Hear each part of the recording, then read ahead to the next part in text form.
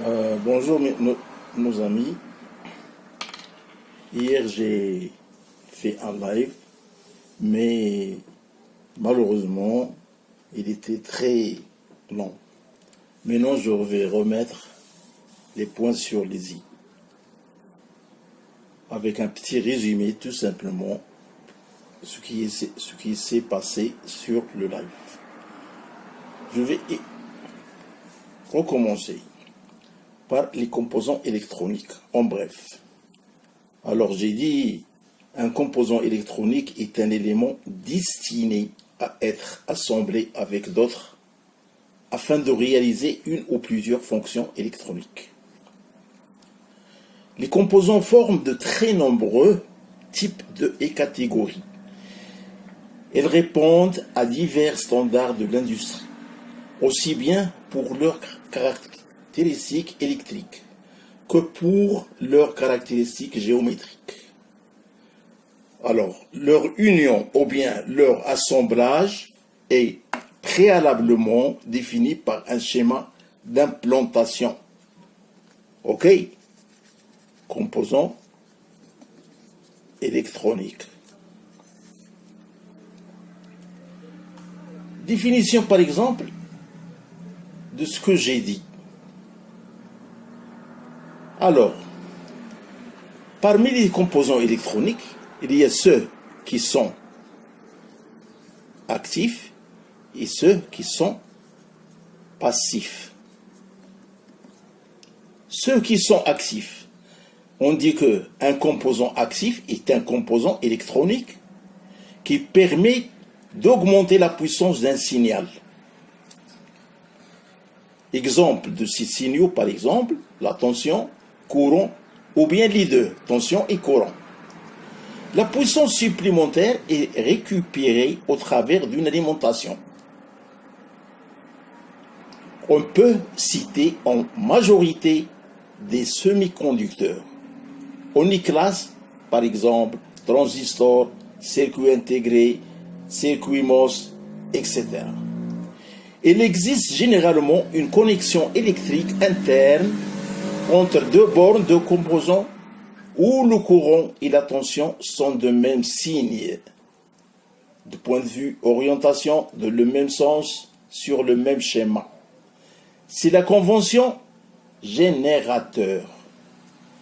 Tandis que pour les composants passifs, on dit qu'un composant passif, lorsqu'il ne permet pas d'augmenter la puissance d'un signal. Dans certains cas, le composant réduit la puissance disponible en sortie, souvent par effet Joule, tel que résistance, condensateur, bobine, ainsi que tout assemblage de ces composants. OK? De plus, si vous voulez, de plus en plus apparaissent des composants qui sont des modules ou assemblages de composants actifs et passifs. Dans ce cas-là, on les compte alors soit dans les actifs, soit comme des circuits électroniques. Ça, d'une part. D'autre part, on passe à la classification par type d'intégration. Un composant électronique discret est un composant, si vous voulez, résistant qu'une fonction, telle que résistance que j'ai dit, condensateur, il s'oppose au circuit intégré ou au circuit hybride, c'est-à-dire les deux, qui regroupent un certain nombre de fonctions actives ou passives. Dans un même boîtier, le besoin de miniaturisation imposé par n'importe quelle industrie de l'électronique et le progrès de l'industrie des semi-conducteurs engendre progressivement la disparition de plus en plus des composants discrets. Ceux-ci sont, par exemple, toujours utiles dans le domaine réclamant de toute tension, tension, puissance, etc. OK? Alors, passons pour les industries ou bien l'électronique de puissance, ou bien l'électrotechnique, etc. Leur emploi se justifie également dans la réalisation de prototypes et des petites séries ou dans l'éducation. Passons aux classifications par boîtier.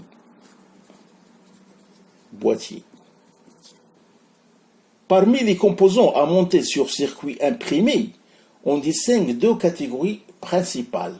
Les composants montés en surface,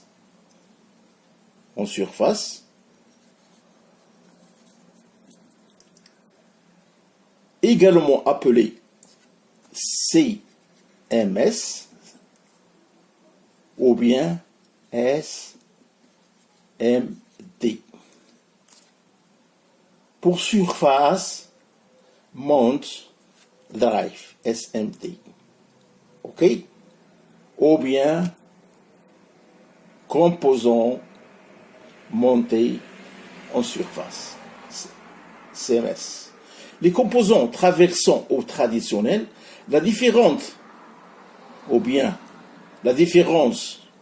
est importante du point de vue de la fabrication du circuit imprimé support. Ça, c'est pour la première catégorie. Pour la deuxième catégorie nécessaire, le perçage du circuit imprimé, imposant d'autres contraintes de routage, ainsi que l'assemblage de l'utilisation de composants CMS nécessite des contraintes d'assemblage différentes. Ça, pour le deuxième cas. Alors, pour la troisième catégorie, pratiquement disparue aujourd'hui, est la catégorie des composants, si vous voulez, avrapés. Ces catégories comportent de nombreuses variétés que le concepteur, plutôt que le fabricant, doit choisir en fonction de diverses contraintes telles que l'intégration, etc. Le prix, l'accessibilité, des signaux de classe, de fabrication, ainsi de suite. De dissipation thermique, etc. Alors, certaines branches de l'électronique, telles que l'électronique de puissance, utilisent quoi? Ils utilisent également des boîtiers avec des connexions à visser ou à sertir. Les contraintes de puissance d'isolement et d'agronomie ne permettent pas, dans certains cas, l'utilisation de circuits imprimés. Alors, on passe au domaine d'application. On peut lister dans le suivant cas les composants électroniques en fonction de leur domaine d'application. De prédiction, cette classification est donnée à titre indicatif, car les domaines de l'électronique sont en général interdépendants. Passons par les capteurs.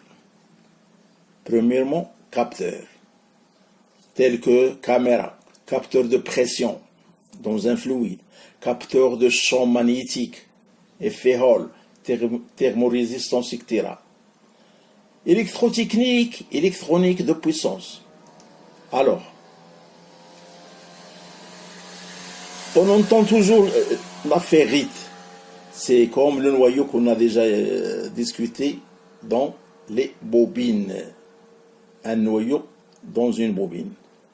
Fusibles, parmi les fusibles, il y a ceux qui sont rapides, qui sont lents, domestiques, électroniques. OK? 5 x 20 ou bien 6,3 x 32, c'est les dimensions des fusibles. Les fusibles des automobiles, etc. Pour les switches, les relais, thyristors, transformateurs, moulés, standards, toriques, triac, diac, varescence, tous ceux-ci sont des composants électroniques. Alors passons à bref dans l'électronique analogique. Dans l'électronique analogique, par exemple, on trouve des condensateurs, comme j'ai dit dans les cours précédents, chimiques, radiales, axiales, spécifiques d'un condensateur. On trouve le type, par exemple, 400 volts, C368, classe x2, classe Y2, 220 volts courant continu, MKT, les fabricants par exemple, MKT, Siemens, Backup. Et on trouve aussi Tantal, ajustable, céramique, circuit intégré, LCC, type IR. Parmi les composants comme on a déjà discuté, les résistances, celles qui sont fabriquées en carbone, métal, leur puissance 1/4 de watt, 1/2 watt, 1 watt, 3 watts, 6,5 watts, etc. Simple ou bien en réseau. On trouve aussi les diodes. Alors, les diodes, ils sont caractérisés par leur référence. Par exemple, un N, si vous voulez, 41, 48. Type, un N, par exemple, 400 X, ceux-ci sont standards. Ok. On trouve aussi parmi les diodes Schottky, infrarouge, qui sont caractérisés par émetteur, récepteur ou fourche variée. On trouve aussi parmi les diodes pondodiode, qu'on trouve dans le redressement d'un courant alternatif en courant continu. On a aussi les diodes Zener qui stabilisent les tensions. On passe à l'inductance, qui sont caractérisés par leur self, bobine, de choc, antiparasitage, etc. Parmi les composants, on trouve aussi les transistors. Parmi les transistors, on trouve les bipolaires, NPN ou bien PNP, qu'on a discuté déjà, à effet de champ, qui sont caractérisés par GFET ou bien MOSFET, ou bien unijonction, photocoupleur, même ressort, régulateur de tension, etc. Alors, on trouve aussi l'électronique numérique. Il est caractérisé par les microprocesseurs, ou bien microcontrôleurs, ou bien mémoire informatique. On trouve aussi parmi ces composants de l'électronique numérique quartz, optocoupleurs, ou plus généralement photocoupleurs. Alors, interface humaine. Interface humaine, il est caractérisé par le biais de VOAR, tels que afficheur, assignement affichage à réveil, à l'aide affichage défilant, LCD, afficheur de des calculatrices par exemple, des buses qui donnent un son, commutateur rotatif, 3, 4, 6 ou 12 positions par exemple, haut-parleur, interrupteur, classique à levier à glissière, bouton poussoir, à clé, thermique, deep switch, ampoule, et ainsi de suite. Et dans ce cas-là, on trouve aussi dans le cas numérique les LED, type correspondant à une combinaison des items suivants. Couleur, rouge, jaune, si vous voulez, vert, bleu, ultraviolet, infrarouge, bricoleur, multicolore. Alors, la LED éteinte peut aussi être transparente, de point de vue forme, standard, cylindrique, triangulaire, rectangulaire, ainsi de suite. Les tailles des LED, elles varient de 1,8 mm, 3 mm, 5 mm, 8 mm, jusqu'à 10 mm.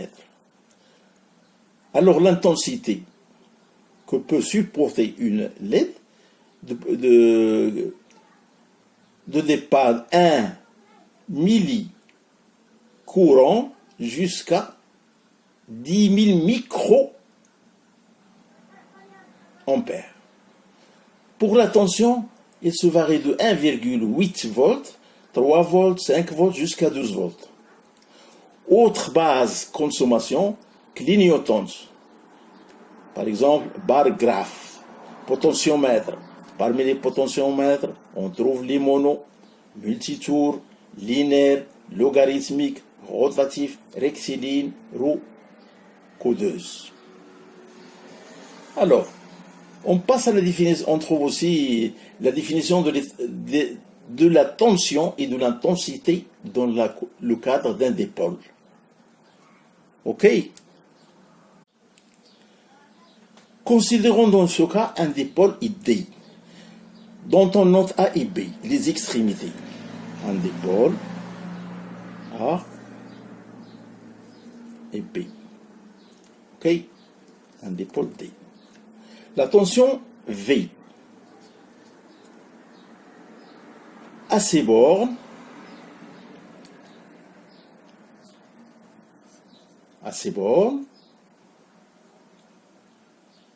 peut être définie comme la différence de potentiel VB, VA, ou bien la différence VA moins VB. Alors, l'intensité I du courant le traversant peut être vue comme celle du courant circulant de A vers B, ou bien l'inverse de B vers A.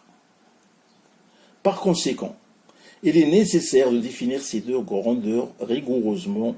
Pour ce faire, on utilise des flèches. Dans le cadre de la tension V, se calcule une soustraction, le potentiel à la base de la flèche notée préalablement au dipôle. Tandis que, dans le cadre de l'intensité, la flèche notée sur le fil considéré indique le sens, ou bien. OK? Donc le sens des flèches noté parallèlement du potentiel à son sommet. Et aussi, dans le cadre, par exemple, de l'intensité, la flèche notée sur le fil considéré indique le sens, comme j'ai dit, du parcours du courant lorsqu'il est positif. Et l'autre cas, lorsqu'il est négatif. J'ai parlé aussi dans le live précédent sur la convention générateur et récepteur pour un dipôle. Alors, ces conventions sont définies pour l'étude d'un dipôle. La convention générateur, dans laquelle les flèches définissant le courant I et la tension U sont dans le même sens. Voilà. Toujours la tension est proportionnelle à I. Alors, la convention récepteur dans laquelle les flèches définissent, c'est exemple différent, le courant I et la tension dans le sens contraire. Lors du tracé de la caractéristique d'un dipôle, pour un dipôle actif, on adopte à la convention générateur. Et pour un dipôle passif, on dipôle à la convention récepteur. OK.